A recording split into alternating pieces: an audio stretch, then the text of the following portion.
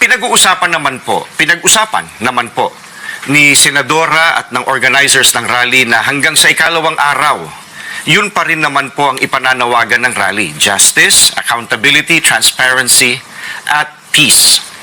Labas sa pinag-usapan ang sinabi ni Senadora. So nagpaalam siya sa pamunuan ng iglesia na sasabihin niya lahat yon.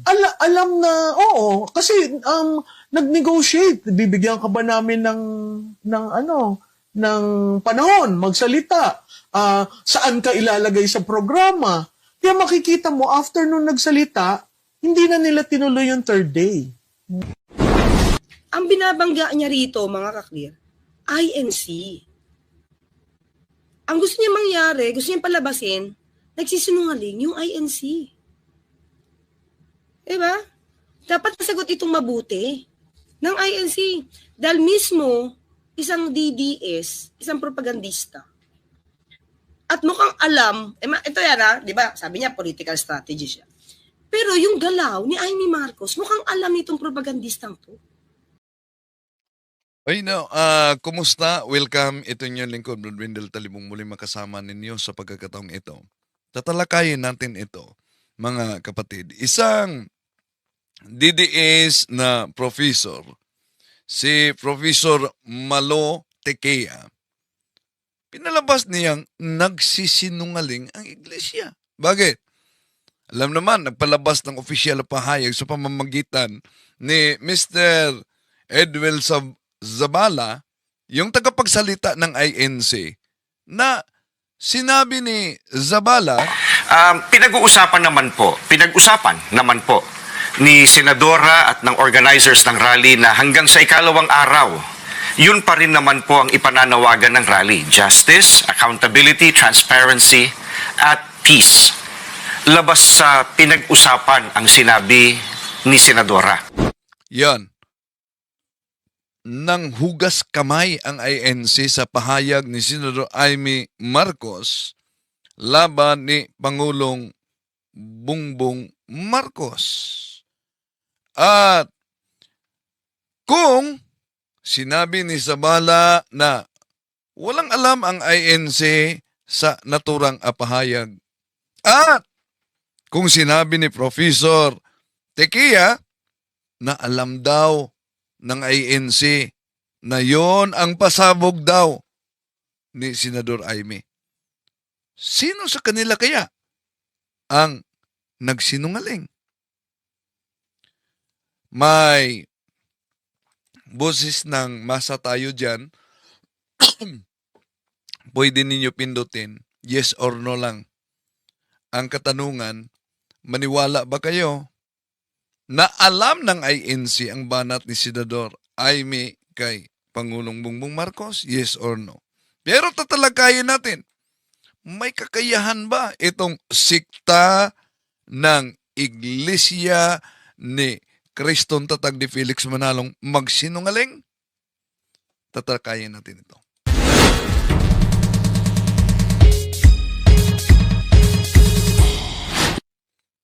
Kumusta? Welcome. Muli, ito yung lingkod, Brad Wendell Talibong. At makatulong kayo sa ating evangelization. I-share ninyo sa mga kapwa Katoliko, kahit sa mga ANC. Dahil ilalantad natin din yung matagal na nilang kagaguhan sa mga pagputol-putol, pagchap-chap ng mga aklat Katoliko para siraan ang ating pananampalatayang Katoliko. Pinipilipit yung mga aklat Katoliko. At kung nagsubaybay kayo, alam na ninyo, no? Kung paano pinagchap-chap nila, mga kapatid, na kahit yung kotisyon lamang na pahayag ng ministro, gustong ipalitaw nila na pahayag ng paring Katoliko. Inanyayaan natin, mga suking taga-subaybay, huwag kalimutang pindutin ang like sa ating live at huwag din kalimutang mag-subscribe at pindutin ang bell button para updated kayo, mag-comment at i-share ninyo, mga kapatid. Kumusta sa lahat ng mga suking taga-subaybay? Maulan na gabi ngayon, no? So, ano sa palagay ninyo? Okay? May busis ng masa tayo dyan. Pwede ninyong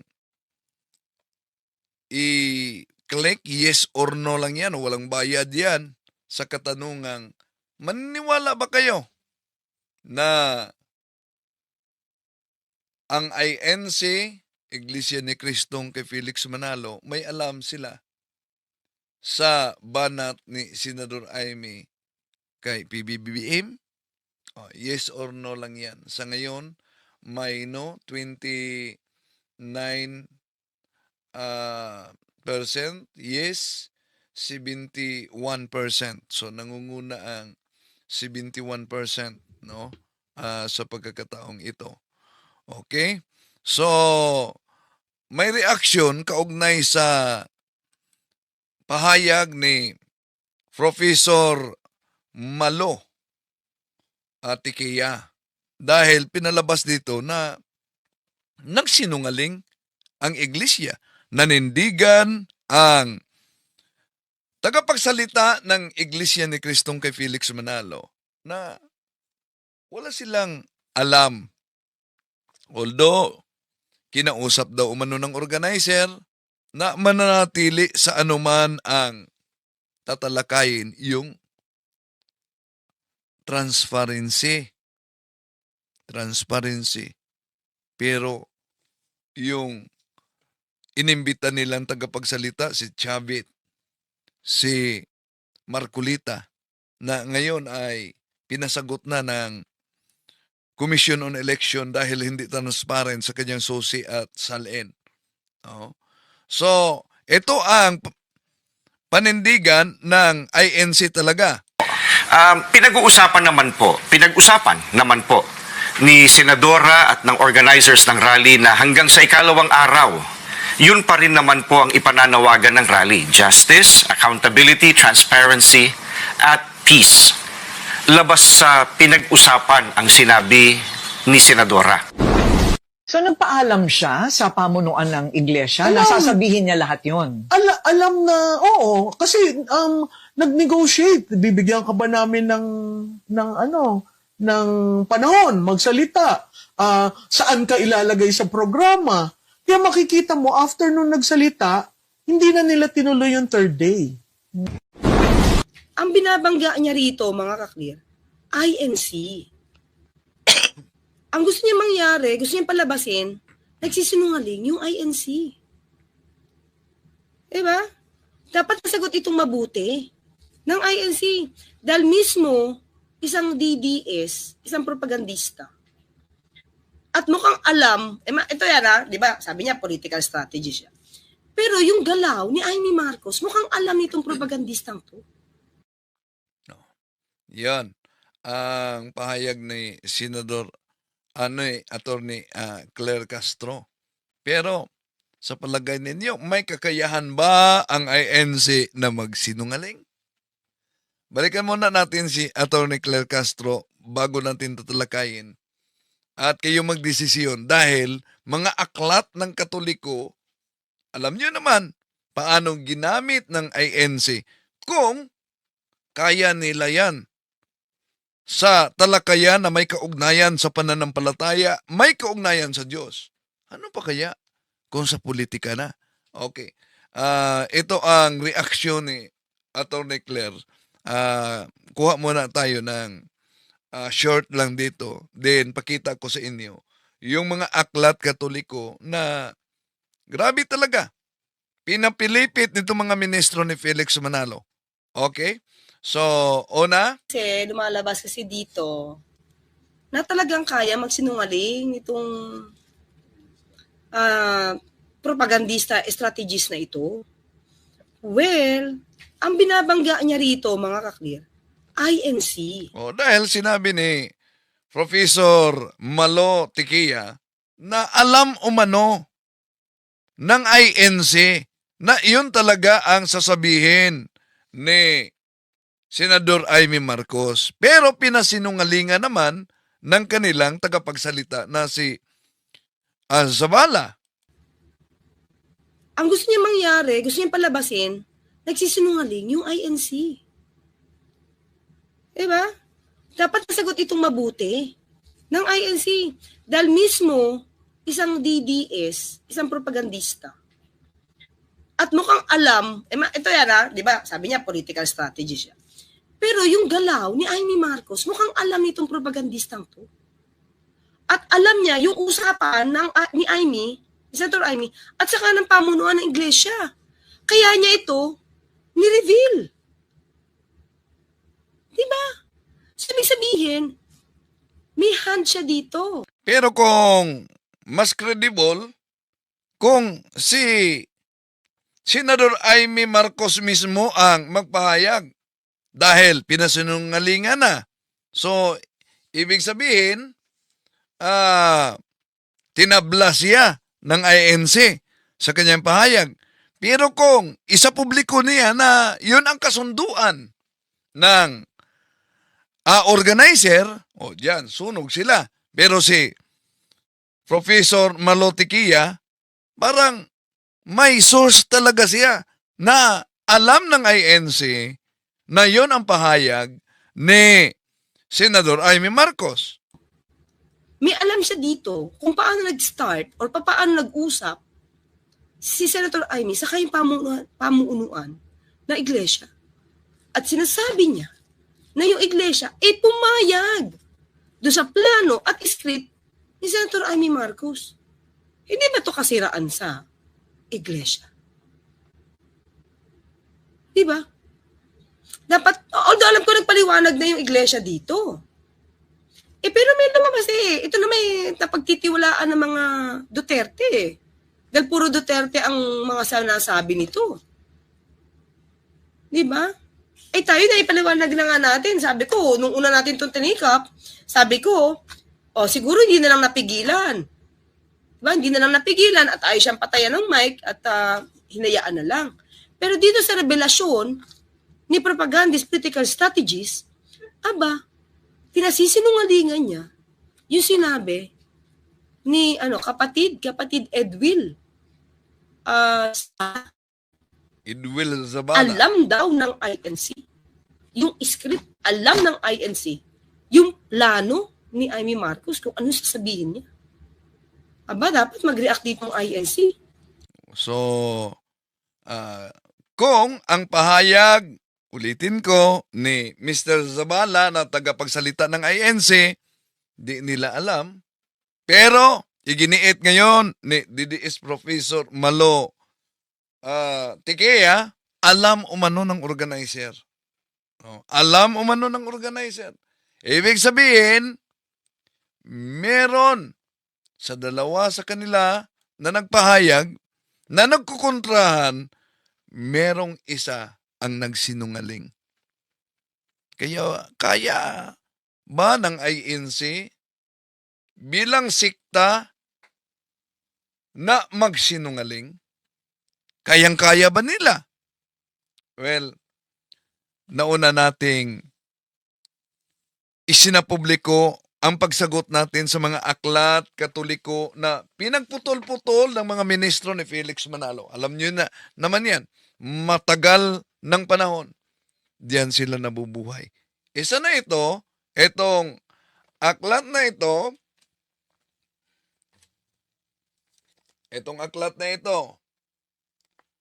pananampalataya ng ating mga ninono ni James Cardinal Gibbons. At pakinggan natin, kadalasan, ito ang kanilang gagamitin, mga kapatid. Basahin po namin sa mga aklat mismo ng Iglesia Katolika kasi baka paratahan tayo, kapatid na Victor, na ito ang kanilang paninindigan, ito po ang paniniwala ng Iglesia Katolika tungkol sa kanilang mga gawain. Itanong natin, sa kanilang kardinal mismo, meron ba, kapatid na Victor, o walang iniukol na pagsamba sa mga larawan sa loob ng Iglesia Katolika?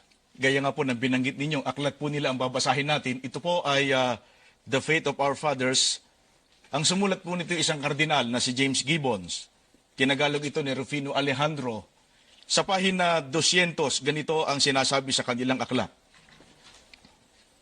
Sa ganitong kahulugan, Sa pagkakilala ko, bumabanggit ang mga manunulat na eskolastiko hinggil sa gayon ding pagsambang iniuukol sa mga larawan ni Kristo na parang kay Kristong Panginoon natin na rin. Sapagkat ang gawang kung tawagin ay pagsamba sa isang larawan ay tunay na pagsamba kay Kristo na rin sa pamamagitan ng pagyukod sa harap ng larawan na parang sa harap ni Kristo na rin. Inaamin po ng kardinal ng Iglesia Katolika na sa kanila ay merong gawang kung tawagin ay pagsamba sa larawan. Oh, yan. Napansin ninyo mga kapatid, binasa nila pagkatapos sinabing, inaamin po ng otoridad Katoliko na may pagsamba sa larawan. Oh. Alam niyo talaga ang nakasulat sa aklat na ito? Nako, mga kapatid, nakapanindig balhibo itong sinabi ng ministrong ito. At yun naman talaga ang kanilang paulit-ulit na ginagamit mga kapatid na propaganda sa pananampalatayang Katoliko. No? Kaya kung kaya nila na magsinungaling may kaugnayan sa politika, kayang-kaya din nila kung may kaugnayan sa relihiyon. Etong aklat ni James Cardinal Gibbons sa English, The Faith of Our Fathers, na itinagalog na pananampalataya ng ating mga ninuno, ang palaging ginagamit nila mga kapatid. Bakit? Binasa ng ministro at narinig nyo naman, di ba? Kung ano ang binasa nila sa pananampalataya, pahina 200 yan. Ito ang binasa ng ministro ni Felix Manalo. Sa ganitong kahulugan, sa pagkakaalam ko, bumabanggit ang mga manunulat na eskolastiko hinggil sa gayon ding pagsambang inuukol sa mga larawan ni Kristo na parang kay Kristong Panginoon natin na rin. Sapagkat ang gawang kung tawagin ay pagsamba sa isang larawan ay parang sa harap ni Kristo na rin, na para bang siya'y kaharap at naangat ang ating isip sa pagbulay-bulay sa Kanya. Yun ang binasa nila. Kaya, sa walang kopya nito, sa mga inosenteng Katoliko, ay, mapauo talaga. Oo nga, no? Mabasa nga na inaamin ng otoridad Katoliko. Kaya, ayon sa ministro ni Felix Manalo, inaamin. Yun ang kasinungalingan. Bakit? Alam nyo, kotisyon lang ito ni Cardinal Gibbons. Hindi iyan kaniyang pahayag. Pero sabi nila, inaamin. Balikan muna natin. Basahin po namin sa mga aklat mismo ng Iglesia Katolika para kasi baka paratahan tayo kapatid na Victor na ito ang kanilang paninindigan, ito po ang paniniwala ng Iglesia Katolika tungkol sa kanilang mga gawain. Itanong natin, sa kanilang kardinal mismo, meron ba kapatid na Victor o walang iniukol na pagsamba sa mga larawan sa loob ng Iglesia Katolika? Gaya nga po ng binanggit ninyong aklat po nila ang babasahin natin. Ito po ay The Faith of Our Fathers. Ang sumulat po nito isang kardinal na si James Gibbons. Tinagalog ito ni Rufino Alejandro. Sa pahina 200, ganito ang sinasabi sa kanilang aklat. Sa ganitong kahulugan, sa pagkakilala ko, bumabanggit ang mga manunulat na eskolastiko hinggil sa gayon ding pagsambang iniuukol sa mga larawan ni Kristo na parang kay Kristong Panginoon natin na rin. Sapagkat ang gawang kung tawagin ay pagsamba sa isang larawan ay tunay na pagsamba kay Kristo na rin sa pamamagitan ng pagyukod sa harap ng larawan na parang sa harap ni Kristo na rin. Inaamin po ng kardinal ng Iglesia Katolika na sa kanila ay merong gawang kung tawagin ay pagsamba sa larawan. Yan. Narinig nyo mga kapatid, inaamin daw ng otoridad Katoliko na may pagsamba. Pero alam nyo ba, isang propaganda at pagsisinungaling ito. Kaya matanong natin ang mga ministro, nagiging kagawian na ba talaga ng mga tagapangaral ng Iglesia ni Kristong Tatag ni Felix Manalo? At sanay na ba talaga sila na ikalat yung mga kasinungalingan at panindigan ang kasinungalingan? Bakit? Dahil yung binasa nila mga kapatid, hinablot nila yan out of context. Bakit? Dahil hindi yan pahayag ni James Cardinal Gibbons. Kung tingnan nating mabuti mga kapatid, alam nyo, yung salitang hinablot nila ay galing yan sa protestanteng teologo na sinipi lamang ni James Cardinal Gibbons sa aklat na ito. At binasa din ng mga ngaral ni Felix Manalo, ang konklusyon, ito'y opisyal na pahayag ng Simbahang Katoliko. Kung tingnan natin sa pahina 200 sa aklat na ito at pahina 201 mga kapatid, kung saan hinablot ng mga manalista, Iglesia ni Cristo, ang sinasabi ng isang protestanteng theologo na yun ay sinipi lamang ni James Cardinal Gibbons at pagkatapos gusto nilang ipalitaw na inaamin daw ni Cardinal Gibbons sa aklat na ito na sumasamba ang mga Katoliko sa larawan. Pero pakita natin ano ang pinutol ng mga ministro ni Felix Manalo? At ano ang kanilang binasa? May iniwasan sila. Kaya kung wala kayong kopya sa mga aklat na ito mga kapatid, delikado talaga. Matangay kayo sa piking sikta. Ito ang mabasa mga kapatid. Yung kulay pula, yon po ang binasa ng mga ministro. Yung kulay puti, yon po ang iniwasan para out of context sila. Ito ang mabasa natin sa naturang aklat. Alang-alang sa aking mga mangbabasang protestante, ay akin ngayong hahalawin dito ang kanilang dakilang si Leibniz tungkol sa paggalang na inuukol sa mga mahal na larawan.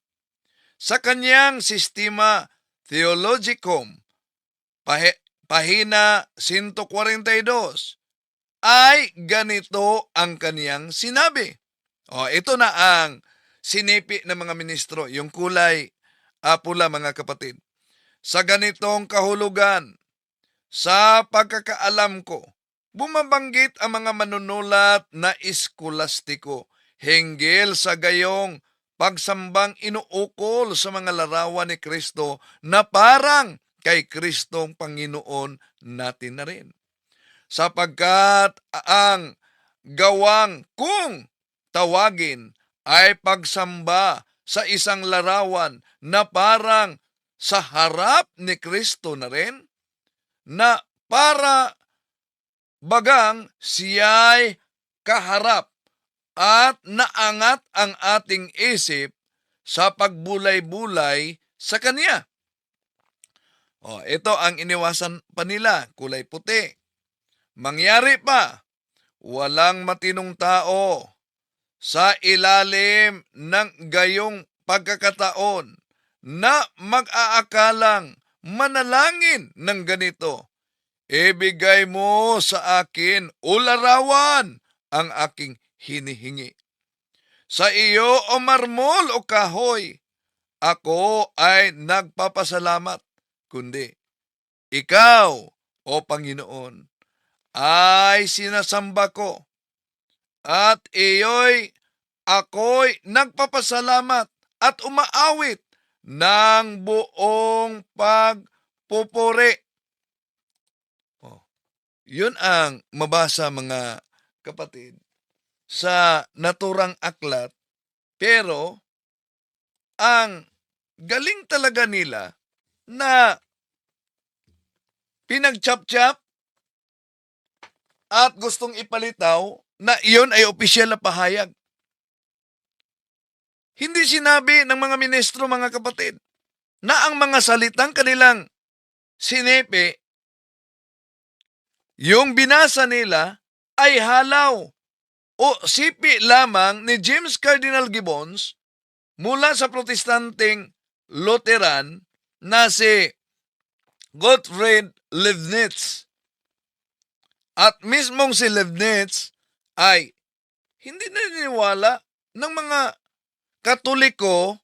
Yun ang kotisyon ni Cardinal Gibbons. Bakit? Si Leibniz mismo na Lutheran theologian, hindi naniniwala na mga Katoliko'y sumasamba sa mga larawan at imahen. Kaya nga, sadya nilang pinutol ang nakasulat sa aklat na ito. Siya ang inyong pakinggan, ang pananampalataya ng ating mga ninuno. Dahil, pag ituloy pagbasa, buking na buking ang mga ministro, mga kapatid. No.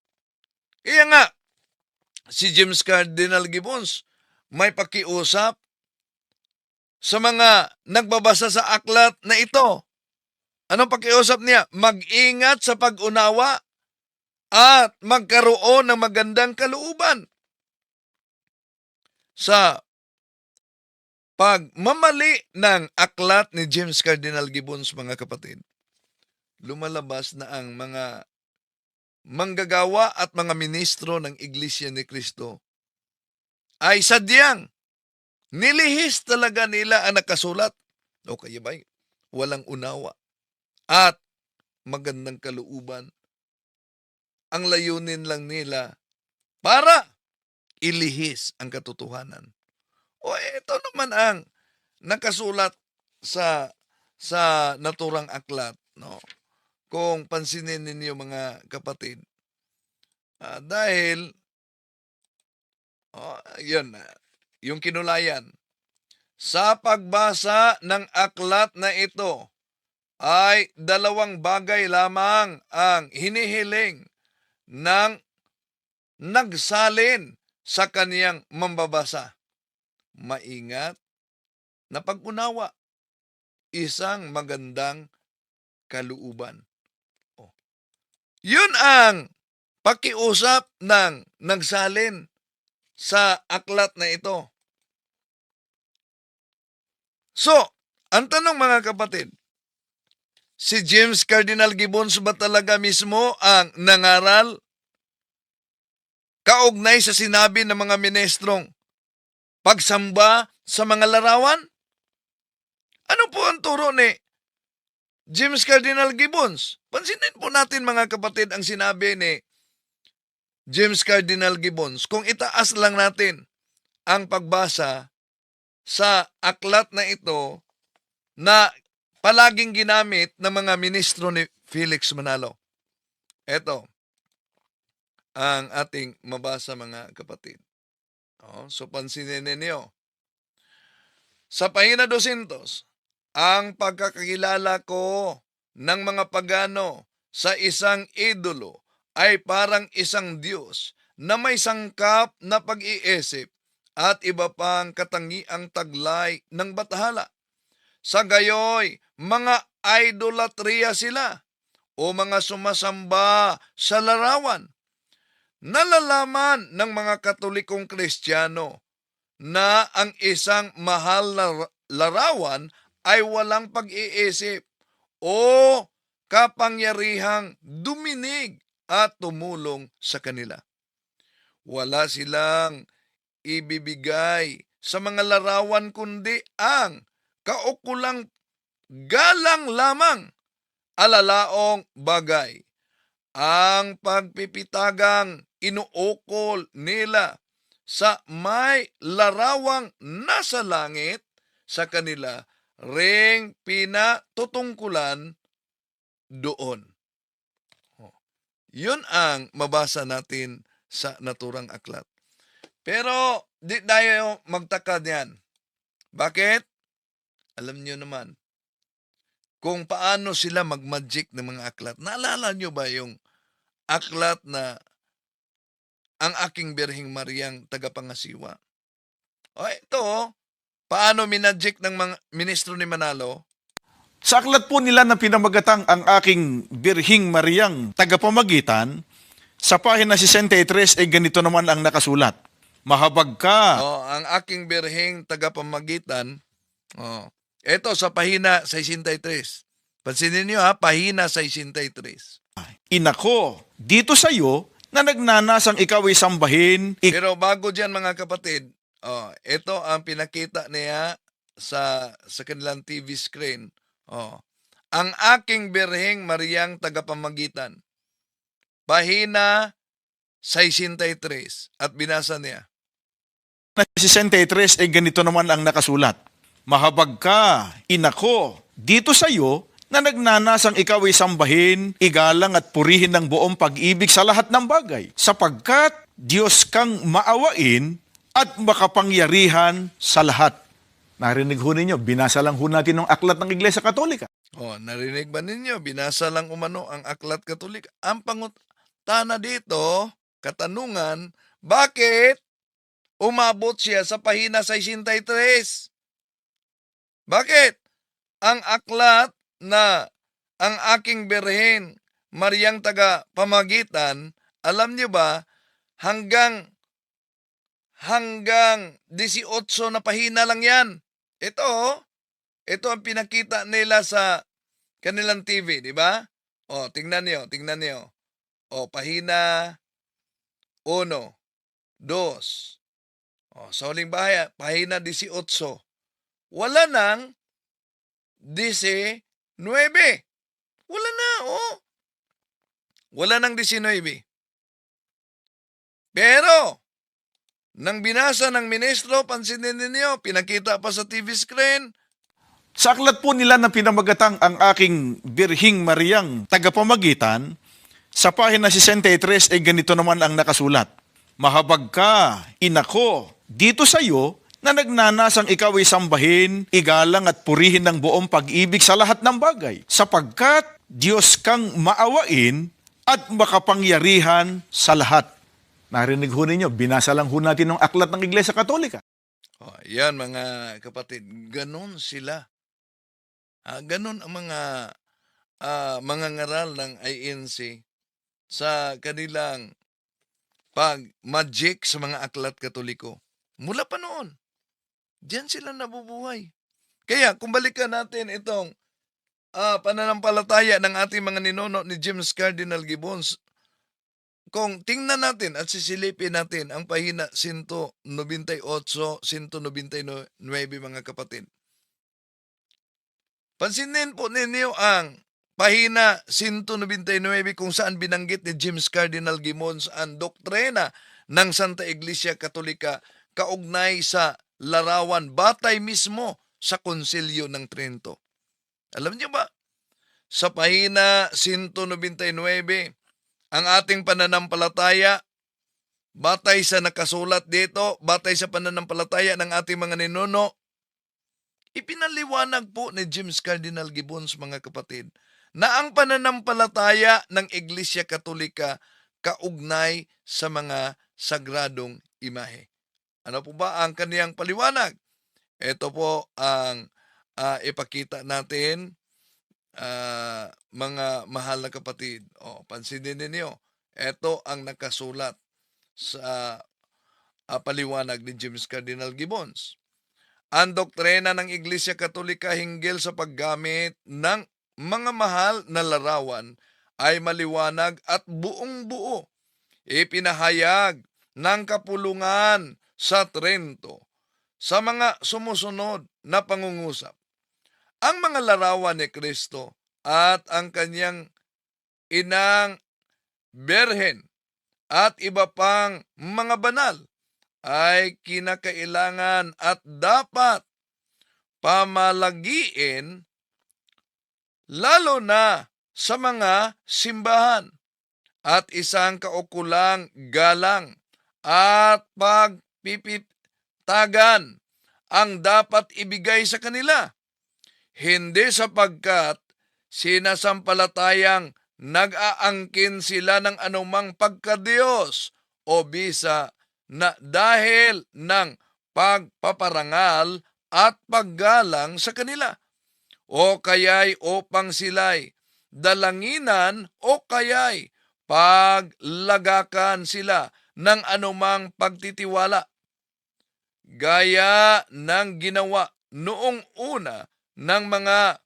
di binyagan na nagsiasa sa mga idolo, kundi sapagkat ang paggalang sa kanila'y ibinigay at ipinatutungkol sa may larawan, kung kaya't sa pamamagitan ng mga larawan ating hinahangkan at ating pinagpupugayan o nilolohoran at sinasamba natin si Kristo at iginagalang ang kaniyang mga banal na kinakatawan.